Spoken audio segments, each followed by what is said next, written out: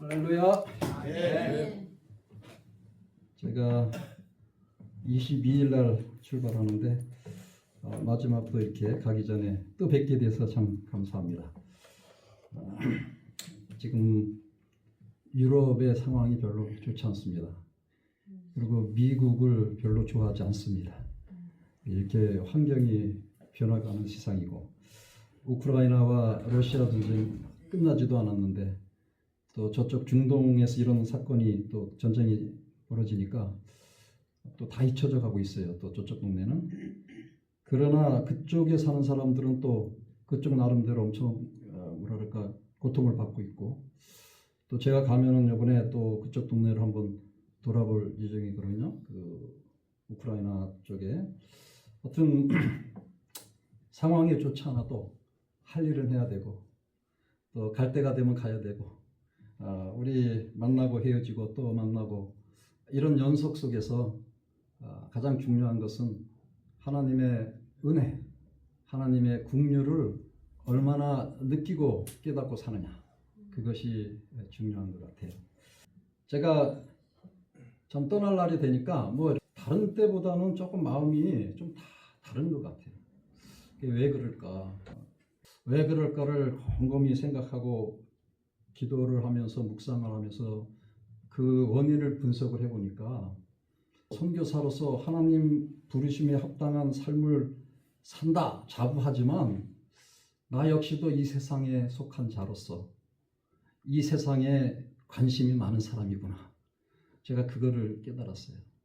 그러니까 이 세상에 관심이 많을수록 사실 하나님의 나라에 관심이 줄어들게 돼 있거든요. 다른 사람들은 몰라도 특히 우리 선교사 목사님들은 세상적인 관심보다 하나님 나라에 관심을 갖고 사는 게 마땅한데 그게 생각과 같지 않다. 그걸 제가 고백할 수밖에 없고 하나님 앞에 회개할 수밖에 없었고 그래서 오늘 이 설교의 제목이 세상의 관심에서 그리스도에게로 이런 제목으로 저부터 세상 속의 관심을 조금 줄이고 어떻게 하나님의 나라의 또 그리스도의 그 복음에 합당한 삶을 살까 좀 더 나아가야 되겠다 이런 생각이 들었습니다.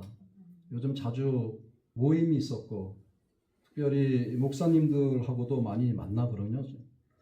그런데 목사님들이 그 세상적인 관심이 너무 많아요. 그래서 정치적인 얘기 나오면 서로 우락부락 싸우기도 하고 뭐 흔히들 그 우파 좌파 뭐 너도 좌파야 너는 우파야 뭐 이런 거가 흔히들 얘기하고 두 번째는 정치적인 이념 싸움을 떠나서 가장 많이 얘기하는 것들이 나이가 조금씩 들으니까 이제 보험 문제, 건강 보험 문제, 그 다음에 이제 소셜 세큐리티 문제 이제 이런 것들을 많이 얘기해요. 그래서 얼마 받고 사느냐 다 이제 자기 프라이버시가 있어갖고 얘기들 안 해. 그런데 얘기들은 안 하지만 그 관심이 뭔가 이제 제가 가만히 얘기하면서 들어보면 조금이라도 더 받으려는 게 관심이에요. 사실 나는 선교사로 이렇게 외국에서 많이 오랫동안 살은 사람인데 여지까지 평생을 하나님이 주신 대로 먹고 살았는데 이제 와서 내가 정부에서 주는 거 조금 더 받아서 살려고 그럼 내 인생이 불쌍해지는 것 같아서 나는 도리어 그냥 그거 안 받고 하나님 주시는 대로 그냥 그렇게 하고 살기 위해서 내가 신청 안 한다 그렇게 대답을 했거든요. 제 관심이 그랬어요. 제 관심이 먹고 사는 거 중요하잖아 이 세상에. 조금이라도 돈 많아서 편하고 즐겁고 행복하게 사는 거 중요하죠.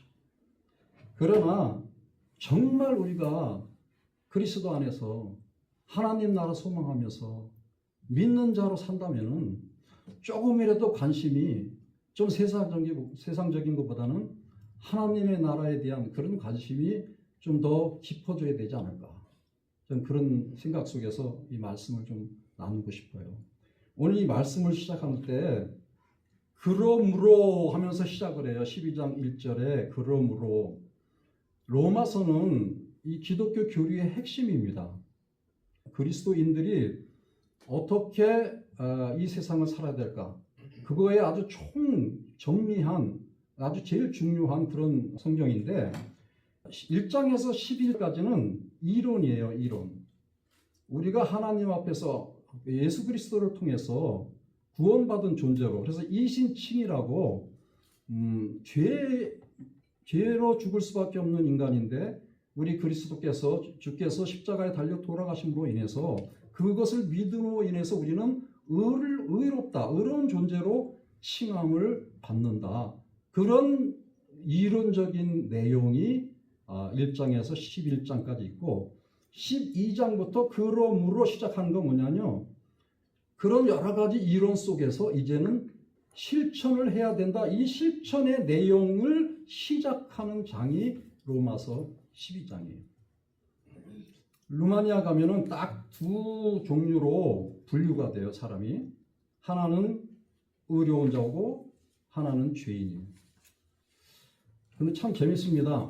동방 정교회는요, 애 낳으면 아주 며칠 지나서 세례를 받아요. 유아 세례. 그러면 그 유아 세례를 받으면 하늘나라의 생명책에 기록되는 거예요. 그래서 평생을 내가 어떻게 살든 하나님은 구원을 뺏어갈 수 없으니까 일단 내가 생명책에 기록된 만큼 내 인생은 이미 하늘나라에 간다. 그렇게 생각하기 때문에요. 교회도 안 가요. 그러면서 나는 하나님의 자녀다. 나는 의인이다. 이러고 살아요. 우리 개신교 사람들은요. 주여, 저는 죄인입니다. 오늘도 주 앞에서 죄가 많습니다. 저를 용서해 주시고요. 좀 더 청결한 마음으로 살게 해주세요. 우리 개신교 사람들은 그러고 살아요. 근데 90% 사람들이 의인이야. 이 사람들이 10% 개신교 사람들 매일 저 죄인들, 저 죄인들. 지나가게 하면 저 죄인들 이렇게 불러요, 우리를. 좋은 것 같아요. 저는 늘 생각하기를 우리가 하나님 앞에서 죄인으로서 낮아지고 고백하는 건 좋은데 이 사람들처럼 뭐 유아 세례 받았다고 생명책 기록됐다고 아무렇게나 그냥 별짓 다 하고 살고 그래도 하늘나라 간다 이렇게 사는 것보다 우리가 죄인이라고 명칭을 받지만 그래도 내면에는 이신칭이라는 생각, 주로 인해서 내가 구원받아서 나의 죄는 다 씻겨가고 나도 의인으로 살고 있다. 이런 자존심을 갖고 살아야 되지 않느냐. 저는 그런 생각을 해요. 그래서 우리 죄인들, 개신교 사람들한테 매일 죄인들 그러지 말고 주님 때문에 우리는 이제 죄인이 아니고 우리 의인인데 니네 같은 그런 형식적인 의인이 아니라 정말 세상에서 빛을 발하는 빛과 소금의 존재로서 우리는 의인이다. 이런 자긍심을 갖고 살자. 저는 그런 얘기를 많이 하고 있어요. 그래서 오늘 세상의 관심에서 그리스도의 관심으로 간다는 얘기는 참된 그리스도인이 어떻게 삶을 지향해야 되는가. 그것이 이제 제가 부제였는데 1장에 보면은 거룩한 산 제사라는 말이 나옵니다. 거룩한 산 제사. 그런데 저는 거룩한 산 제사가 뭐냐? 살아있는 희생물이다. 우리를 얘기하는 거예요. 하나님 앞에 예배하는 존재들이 우리가 하나님 앞에 살아있는 희생물로 삶을 살아야 된다. 그러니까 거룩한 산 제사를 드려라 이거보다는 살아있는 존재로서 희생하면서 하나님 앞에 예배하고 하나님께 영광 돌리는 존재로 살자. 이것이 더 효과적이고 더 실질적인 그런 내용인 것 같아요. 그래서 제가 살아있는 희생물. 구약에서는 짐승 같은 걸 죽여가지고 피 흘리게 하고 그 다음에 이제 그걸 갖고 성전 아니면 어떤 장소에서 그 범죄를 드리거나 뭐 화목제를 드리거나 그렇게 예배를 했어요. 구약에서는. 신약에서는 그걸 원하지 않아요. 동물을 바쳐서 대신해서 드리는 게 아니고 네 자신이 산 제물이 되라. 그럼 나를 어떻게 죽여? 그런 거 아니잖아요. 이 산 제사의 의미는 나의 삶을 통해서, 나의 희생을 통해서, 나의 일상 속에서 하나님을 믿는 그런 삶을 살아갈 때에 진정 이것이 하나님께 드리는 산 예배다. 그런 의미 속에서 산 제사를 드리라 이런 뜻인 것 같아요. 그런데 그 산 제사를 우리가 드리면서 살기 위해서는 중요한 것이 이 세상에 동화되지 않는 그런 삶을 사는 거예요. 조금 전에 내가 소셜 세큐리티 얘기를 왜 했냐면은 많은 분들이 주님을 믿고 교회 가서 예배하고 천국을 소망하며 이렇게 살지만 한편으로는 이 세상적인 관심이 너무 많아요. 주식하는 분들은 더 그렇고 하여튼 돈 뭔가를 투자한 분들은 굉장히 세상적인 관심이 많아요. 왜냐? 그 돈이 잃을까? 아니면 더 많이 부를까? 이 세상적인 관심 중에 탑이 돈이잖아요. 그러니까 우리가 이 세상에 동화되지 않으려면은 이 돈에 대한 관리, 돈에 대한 생각, 이런 것들을 조금씩 바꿔가야 되는데 거기에 이제 저항과 갱신과 증명이라는 세 가지 조건이 있는 거예요. 그 저항이라는 게 무슨 데모하고 뭐 그런 것이 아니고 진짜 저항이라는 것은 뭐냐면은 세상에 흘러가는 여러 가지를 성경적인 비판 의식을 갖고 보자 이거예요. 그냥 내 생각의 이념으로 내가 갖고 있는 지식으로 서로 네가 잘났니 내가 잘났니 따지지 말고 성경에서 얘기하는 그 비판 의식을 제대로 갖고 있는 그것이 정말 주님이 얘기하는 저항 의식이거든요. 우리 그리스도인들이 그런 저항 의식을 가져야 된다. 저는 이렇게 생각합니다. 두 번째는 갱신. 교도소에 갔다가 나와서 갱신하는. 교도소 나와가지고 갱신소에 가가지고 도둑질 했던 거 안 하게 하고 바꾸고 막 그런 거 쉽지 않아요. 지금 성경에서 이 갱신을 얘기하는 거는 삶의 변혁을 얘기하는 거예요. 내면적인 변화를 얘기해요. 우리가 이 내면적인 변화를 가지려면 그런 습관적인 거, 내가 잘못된 거, 좀 다른 사람이 볼 때 좀 안 좋은 거, 이런 걸 바꾸자 이런 뜻이 아니에요. 진짜 우리 삶이 변혁이 되려면은 성령의 힘을 얻어야 됩니다. 성령의 힘. 그러니까 성령을 받지 않으면 아무리 50년, 70년 교회에 나오고 크리스찬으로 살아도요, 변화된, 변혁된 삶을 살 수가 없습니다. 산 제사를 드릴 수가 없어요.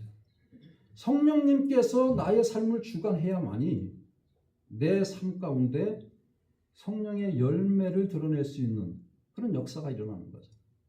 성령의 역사가 일어나지 않고는 아무리 변화를 가져도 그건 일시적입니다. 일시적인. 그 증명이라는 게 뭐예요? 내 삶을 통해서 내 안에 거하시는 성령님의 역사를 통해서 하나님이 존재하시는구나. 이것을 사람 앞에 증명하는 거예요. 그게 진짜 그리스도인이에요. 진짜 멋있는 참다운 그리스도인이에요. 사랑하는 성도 여러분, 여러분들의 삶 가운데서 여러 가지 관심사가 많을 거예요. 취미생활도 해야 되고 건강도 지켜야 되고 또 돈 관리도 잘해서 허덕거리지 않아야 되고 다 좋습니다. 그러나 중요한 게 뭐냐? 중요한 게 내 삶을 통해서 적어도 하나님의 어떤 존재, 하나님의 영광이 드러나는가? 사람들이 나를 통해서 너 정말 믿는 사람이네. 너 정말 진짜 기독교인 같네. 그런 말이, 그런 생각이 조금씩이라도 가질 수 있게 하는 그런 삶이 중요하다는 것이죠.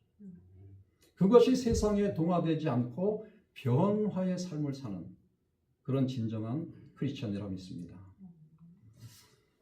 자, 그렇게 크리스찬이 돼서 세상에 동화되지 않고 하나님의 국률로 살아가는 존재들, 그런 신앙인들이 가져야 할 덕목이 뭐냐? 겸손이죠. 겸손. 어느 모임을, 어저께도 모임을 했는데 어느 모임을 가든지 자기의 그 생각이나 자기의 지식이나 또 여러 가지들을 상당히 그 비전 제시라고 그러는데 굉장히 좋죠. 비전 제시. 근데 어떤 때는 현실성이 없고 아무리 들어도 아무리 생각해봐도 저거는 너무 이상적이야. 그런 모임들이 상당히 많아요. 너무 포장을 하고 이렇게만 되면 잘 될 것이다. 자기보다 자기 능력을 훨씬 뛰어넘는 비전들, 성경에서는 오늘 이 말씀에 그렇게 하지 말라 그래요. 변화를 받고 마땅히 생각할 그 이상의 생각을 품지 말고 3절에 그렇게 딱 말씀이 나옵니다. 여러분, 우리가 이 세상 살면서요, 허풍 떨지 마 그런 소리 만들잖아. 허풍 떨. 우리 그리스도인들은 정말 진실하게 살고 겸손하게 살고 허풍 떨지 말고 살아야 돼요. 큰 소리 빵빵 치면서 기팍 죽어서 뭔가 인내하고 가보면 아무것도 없어요. 어저께 제가 5분 듣고 나왔어. 5분 듣고. 저도 참을성이 있는 사람인데 사실은 허풍이 너무 커.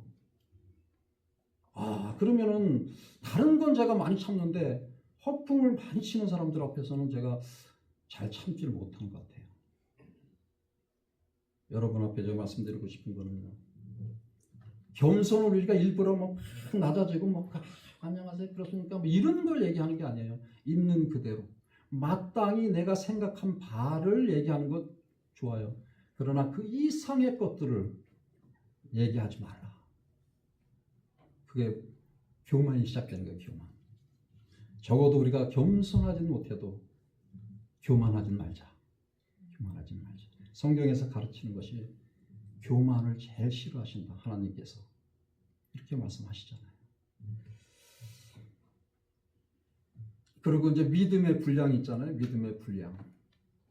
우리 성도들이 하나님 앞에 국률을 입고 또 이 세상 살아가면서 재능도 다르고 갖고 있는 소양도 다르고 성격도 다르고 다 달라요. 다른 것 중에 또 하나가 믿음의 분량이 다른 거예요. 믿음의 분량. 그런데 교회가요, 참 죄송한 얘기지만 믿음의 분량대로 사람들을 섬기고 서로 나누고 아름다운 공동체로 이루어지는 게 아니고 직분으로 획일화시켰어요. 저는 이게 좀 문제가 있다고 생각해요. 장로님 그러면 저 직분 없는 보다 믿음 분량이 큽니까? 우리 좀 곰곰이 생각해 봐야 돼요. 성경에서 얘기하는 믿음의 분량은 직분의 높낮이가 아니라는 것이죠. 우리의 믿음의 분량은 누구에게는 작을 수도 있어요. 누구에는 클 수가 있어요. 그런 큰 사람이 이 작은 사람을 도와주는, 그래서 합력하여 선을 이루는 그 장면에서 믿음의 분량에 그런 아름다움이 일어나는 거지.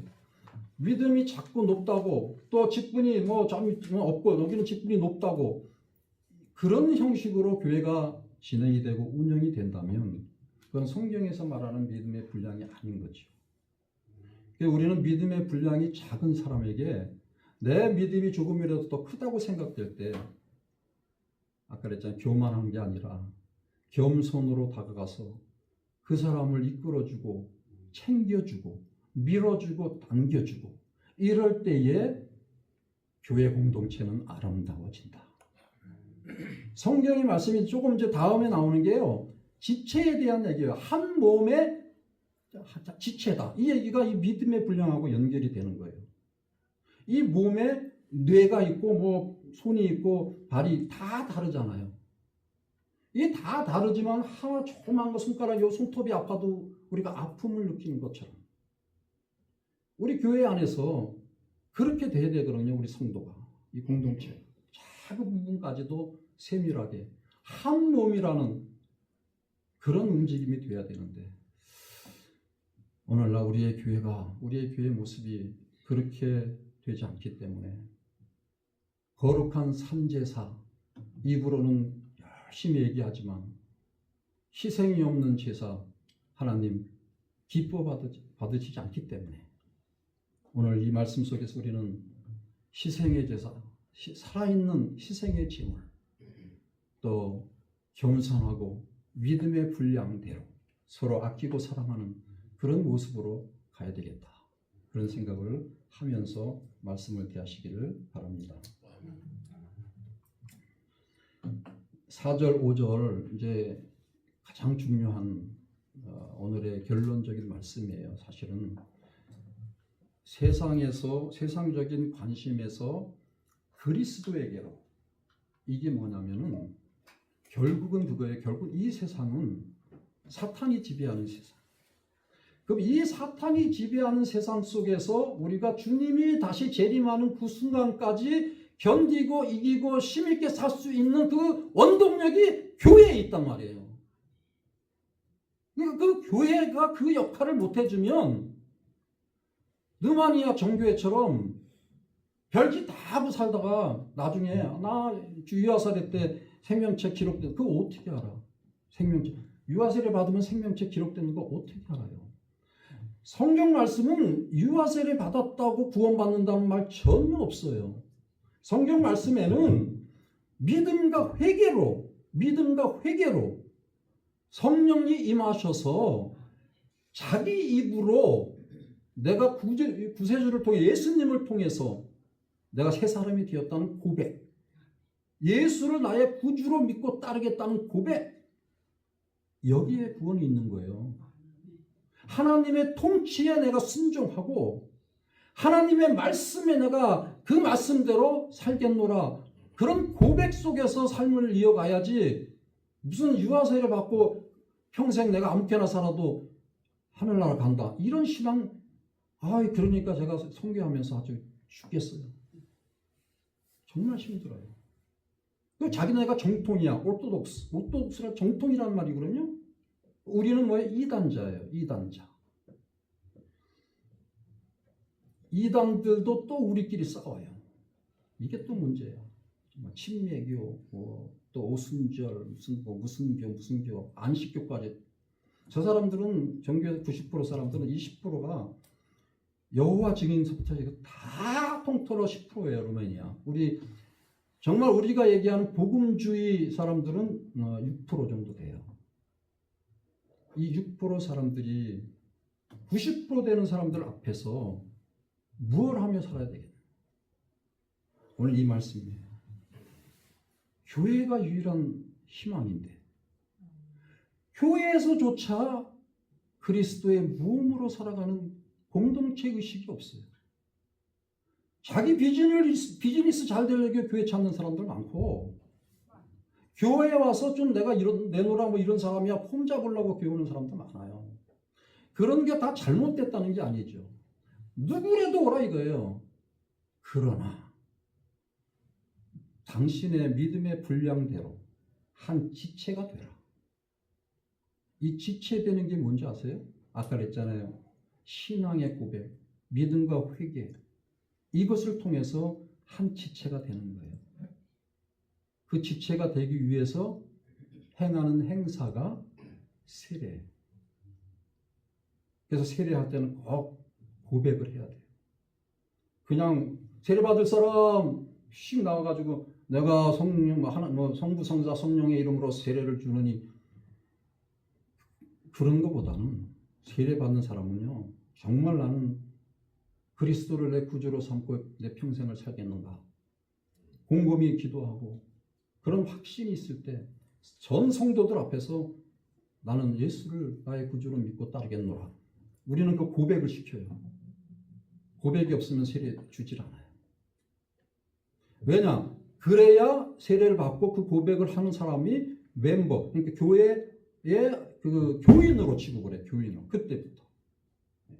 그래서 교인으로 취급한다는 그 얘기는 그리스도의 몸의 한 지체가 된다.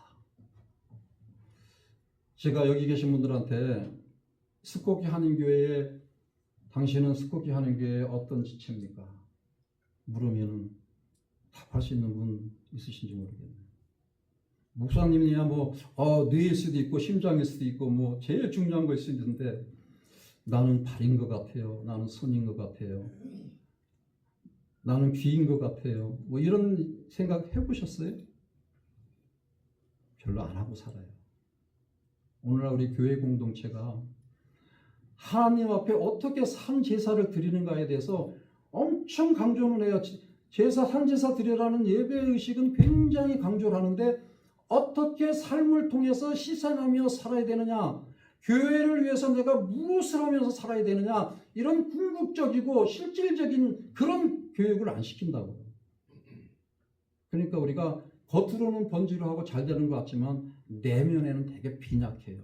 이 빈약한 부분을 이단들이 공격하는 거예요. 그래서 이단들이 그걸 이렇게 얘기해서 야 여기 와봐 우리는 그거 확실히 잘해.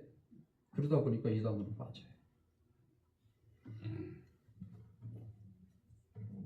우리가 한 몸에 많은 지체를 가졌으나 모든 지체가 같은 기능을 가진 것이 아니니 이와 같이 우리 많은 사람이 그리스도 안에서 한 몸이 되어 서로 지체가 되었느니라. 유기적인 연결. 따로따로 노는 게 아니에요. 신경세포의 이 연결처럼 우리 교인들이 유기적인 연결을 해야 되는데 작은 교회에서는 그게 더 잘 돼야 되고 큰 교회일수록 그게 더 힘든데 제가 가만히 한번 살펴보니까요. 큰 교회일수록 그게 잘 돼. 조직이. 그냥 막 피라미드식으로 해서 군대처럼 쫙 조직이 돼서 작은 교회는 그냥 에휴 다 아니까 뭐 저 집에 숟가락도 몇 개니까 다 아니까 뭐 그렇게만 생각하고 그냥 넘어가요. 근데 지금 작은 교회, 큰 교회를 논하는 게 아니거든요. 성경 말씀. 교회의 인원수가 얼마고 뭐 건물이 얼마나 크고 작고 그런 얘기가 아니에요. 우리의 영적인 그 신앙 상태가 얼마만큼 그리스도하고 관계가 맺고 그리스도 중심으로 살아가느냐 지금 그 얘기하고 있는 거예요. 그러니까 세상적인 관심을 갖고 살다 보면 그리스도의 관심이 줄어드니까 그것은 결론적으로 교회의 관심이 줄어든다. 이렇게 되는 거죠. 그러니까 교회들이 야 우리 교회 와 우리 교회 오면 성가대도 멋있고 뭐 목사님 말씀도 좋고 뭐 이런 프로그램 저런 프로그램 많아 우리 교회로 와. 그게 잘못된 거예요. 그거는 내 몸 아름답게 하려고 멋있는 옷 입고 화장 잘하고 그거예요. 진짜 말씀에서 얘기하는 교회의 성장, 교회의 중요성은 그리스도 중심적인 삶을 살게 만드는 게 그게 핵심이라고. 오늘날 교회들이 그거를 해야 된다고요. 세상적인 관심에서 그리스도의 관심으로 자꾸 이끌어주는 그렇게 교회가 운영이 돼야 되는데 헌금만이 내게 해서 멋진 건물 살려고 힘쓰고 엉뚱한 데 지금 신경 쓰고 있잖아요. 그런 부분들을 우리가 정말 하나님 앞에서 한번 생각해 봐야 돼요. 우리가 비록 능력 없고 힘 없고 돈 없어도 믿음의 자긍심, 내가 그리스도 때문에 산다. 그리스도 은혜로 산다. 나는 그리스도를 위해서 무엇이든지 하겠다. 이런 마음 품고 산다면 우리는 진짜 크리스찬입니다. 진짜 우리는 하나님의 자녀입니다. 이런 마음 품고 사는 저와 여러분 되시기를 주님의 이름으로 축복합니다. 기도하겠습니다.